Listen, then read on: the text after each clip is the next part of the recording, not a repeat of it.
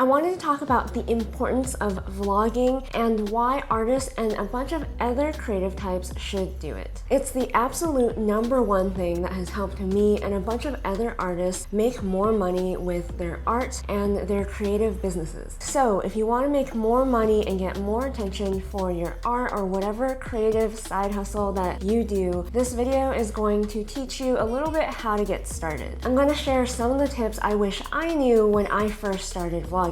And I'll include some storyboarding / filmmaking tips that I brought over from Hollywood. If you like art and entrepreneurship type videos, make sure to like this video, jingle all my bells and buttons for new videos every Monday, Wednesdays, and Fridays. My name is Janet. I'm an ex-Disney artist turned independent creator, and I quit my full-time job at Disney to become a full-time content creator. Let's get started. So first, let me explain why it is so important and lucrative for artists and creatives to get into vlogging. One of the reasons a lot of creatives don't want to be on camera is because they think the art should speak for itself. Not only that, a lot of artists are shy and introverted, and they don't really want to put their face to their art. The fundamental problem that I see with this mindset is most people don't really support art or the thing. People support people. People want to see you, the artist, the creative, behind the art. So if you truly are really introverted and really shy, which I was at a point in my life, it's going to be much harder for you to sell your art. I think the reason why a lot of creatives don't understand this is it's hard for artists and creatives to take yourself out of being an artist and a creative and put yourself in the shoes of someone who is willing to pay money for your art. If you've ever bought any kind of art or supported any kind of artist before, you know that you want to know the story behind the art, the process in which it was made, or whatever it is. You want to know about the artists themselves. Most people don't typically support creatives simply because they love the work they do. Another big reason to start vlogging as an artist or creative is its marketing. And in my opinion, it's the best form of marketing because it is video. A lot of artists gravitate to Instagram, and for good reason, because it has a focus of still imagery and photography. So I make a lot of how to grow on Instagram type social media videos because a lot of artists and whatever your side hustle is knows that Instagram is one of the best marketing platforms out there for you. But when someone asks me how they can grow faster on Instagram and how to market their art more or whatever it is to market themselves, I always take a look at their profile and I always tell them the same thing, that they need to start creating video content. The reason why you are watching this video right now and how you consume content and most people consume content is going to be in the form of video. It lasts longer, it stays with you longer compared to a photograph does. And using myself as a test case, vlogging and documenting my life and my business and everything that goes into this YouTube channel and on Instagram, I have found a lot of success by doing it. I have made more money, got more commissions, got more sales from my online store. Most people who visit my online store are from YouTube, even though I have far more followers on Instagram. So let's say I convinced you to start vlogging. So let's get into what you need to get started. I would say if you are a complete beginner, you only really need 3 things. You need a camera or phone, basically something to film. It doesn't need to be super fancy. If you have an iPhone, you can make amazing vlogs with an iPhone. The second thing you need, especially if you are a one-woman or man show, is a tripod.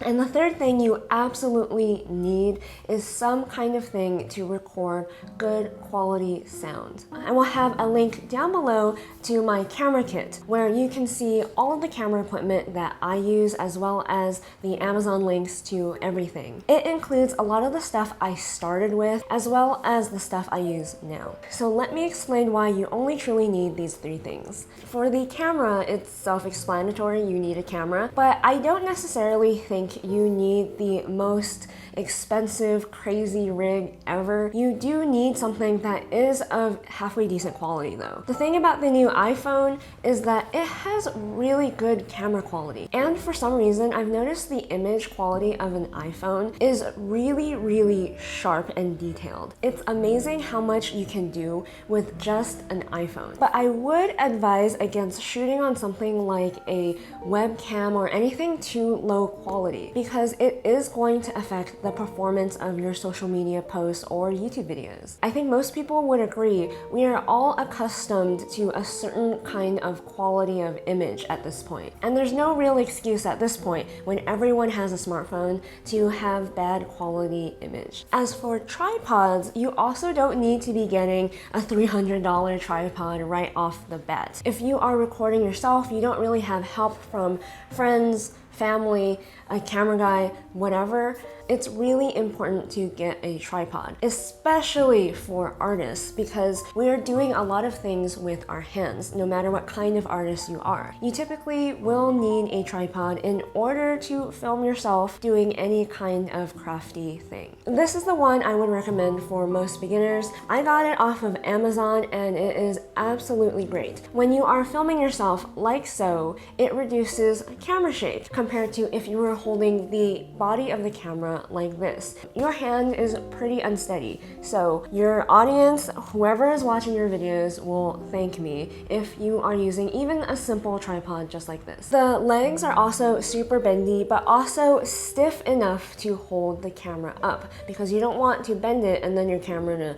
fall over somehow. Having a small tripod like this means you can set it up on a desk, so when you are drawing, for example, or doing anything with your hands, you can get some really nice close-up shots of whatever it is that you are doing. Or if you want to emulate a cameraman who's standing filming you, you can wrap it around a pole, a chair, anything tall, and you are good to go. It's also super handy when you're outdoors. You can wrap it around a tree branch or anything really. As far as being cheap and most efficient, I would recommend this for most beginners. And as for sound, you want really good sound. And I've talked about this so many times before in a lot of other videos of mine, but when I first started, I didn't have the best sound. I was practically using the in-camera mic on my camera, but when you use that audio, it will sound a little bit echoey, kind of like this. That is going to make the biggest difference in the quality of your videos. For me, I prefer using a lav mic when I'm talking to camera like this, simply because you get the cleanest sound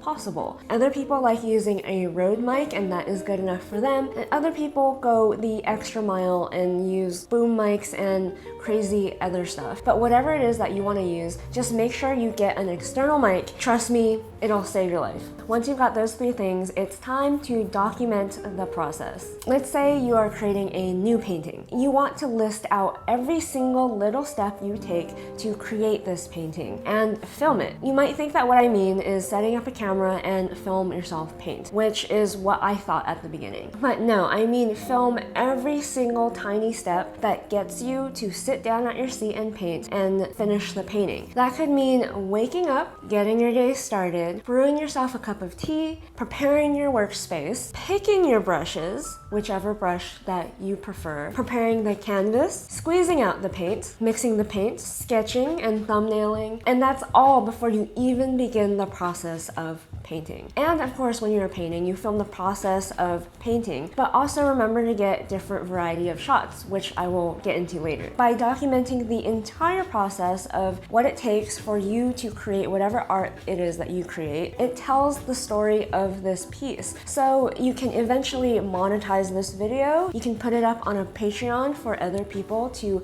learn from your process, and it adds extra value to anyone who buys this painting from you, because they will be able to see the behind the scenes of the artist creating this thing they have in their home. But the thing to note, and this would make me so frustrated when I first started vlogging my process and everything, filming things mean that everything takes twice as long to finish. It just simply does, and there is no way around it. And it's important to be extremely patient, not only with yourself, but with the entire process, and to give yourself enough time to really enjoy the process and to enjoy the filming. That is why in a lot of my vlogs, you're only really seeing about 10% of my life. If I were to film 24/7 every little thing that I do for my business, I would get nothing done. So it's important to cherry pick things that you want to film and keep some of your life a little bit private. Now, before I move into the juicy part where I will share some of my filmmaking and storyboard knowledge and how it applies to filmmaking and vlogging, comment down below if you like to watch vlogs, why and why not. I genuinely would love to know because I love vlogs, but maybe some people don't. The next thing to remember is to get coverage. Coverage is basically Hollywood speak of getting a whole lot of variety of shots. Now, for most of my art career, I was a storyboard artist in commercials, animations, films, all that kind of stuff. And I want the general public to learn basic terminology of what shot language is. Everyone learned how to write a paragraph in school, right? Think of creating a video like writing a paragraph. What did you learn in elementary school and grade school when your teachers were trying to teach you how to write? Who, what, when, where, how, and why. Understanding different types of shots and how they're used is very similar to those 6 concepts. So first, establishing shots. That is basically the where and the when, and it usually comes first. You want to tell your audience where you are and when you are.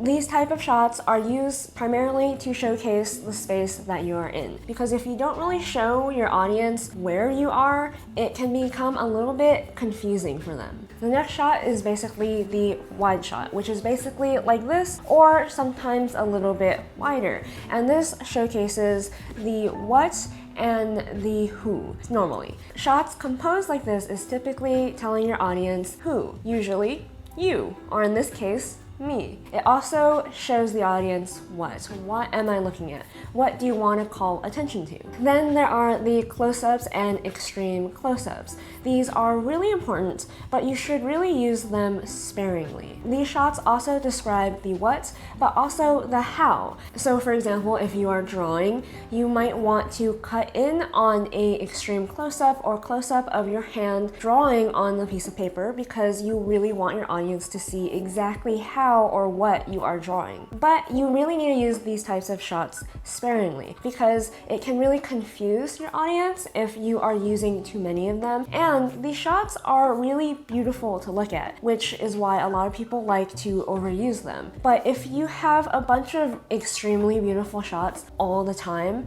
it kind of desensitizes people to it, and then it's not so special anymore. You want to sprinkle them throughout your video so that when it cuts close to something, your audience is taken aback by the beauty of whatever it is you are showcasing. And then finally, and this isn't really a shot choice, is talking to camera. This is extremely important because it explains what it is that you are doing. This is the why of your video. A lot of artists, be it musicians or painters or whatever it is, have a really hard time speaking to camera. And I completely relate. Even though it may not seem like it through the magic of editing, I am pretty bad at speaking and being on camera. I'm pretty awkward, and it's a little bit painful for me, but it is really, really important to explain what it is you're doing. Not only does it make you a better artist, musician, whatever it is, to be able to elaborate and explain your process, but it helps other people not get bored when watching your videos. And you don't necessarily have to sit in front of camera like this and explain to camera. You could do a voiceover if you really just did not want to be on camera, and it kind of does the same thing. Explain why anyone should care about you, your process, your art, whatever it is. It simply is how anyone sells themselves. Overall, if this is kind of overwhelming for you, my main tip would be to just get as many shots as possible, far more than you think you need. You do not want to move into the editing phase of creating a vlog and realize that I should have got this shot, or I really need more time in order to create a longer video. You want to have everything once you start piecing all the individual things together. This next tip is to help anyone who is like me and is really painfully awkward on camera, and it is to take your time. I don't know if anyone else has this problem, but when I first started recording myself on camera, when that little red record light would turn on, I would just completely blank out, and I still do. I am kind of a deer on headlights for 5 to 10 minutes until I get comfortable speaking. And the more dead air or silence or awkward moments would happen on camera, the more I'd be self-conscious, and I would stop recording and then start all over again. But the thing is, once you've started editing a lot of videos, you'll realize that editing is your best friend, and you can edit out all the awkward pauses, all the dead air, and all the things that you hate about yourself, whatever it is, and no one will ever know. So take your time. I, for some reason, thought that if I spent way too much time stuttering or thinking about what to say next, that the camera would stop recording, or the SD card would fill up and I will be out of space. But the thing is, that won't happen, especially if you get a big enough SD card. Get more than you really need. Take your time to think through what it is you want to say, take the pressure of time off your plate, and if you have to, just repeat yourself over and over and over again. No one will know that you look like an insane person, because that's kind of what I do. You'll find that you'll have a lot more usable footage than you probably really need. But if you keep starting and stopping recording, that doesn't help anyone. If you want to learn more about how to use social media to grow your online business, check out my free guide, 8 Steps to Launch Your Online Store. Head over to honeyandabsinthe.com to help support this channel by buying some art and some merch. If you like the video, jingle all my bells and buttons for more art and entrepreneurship type content. Check out these other videos next to learn more about how to grow on social media, and don't forget to dare to dream.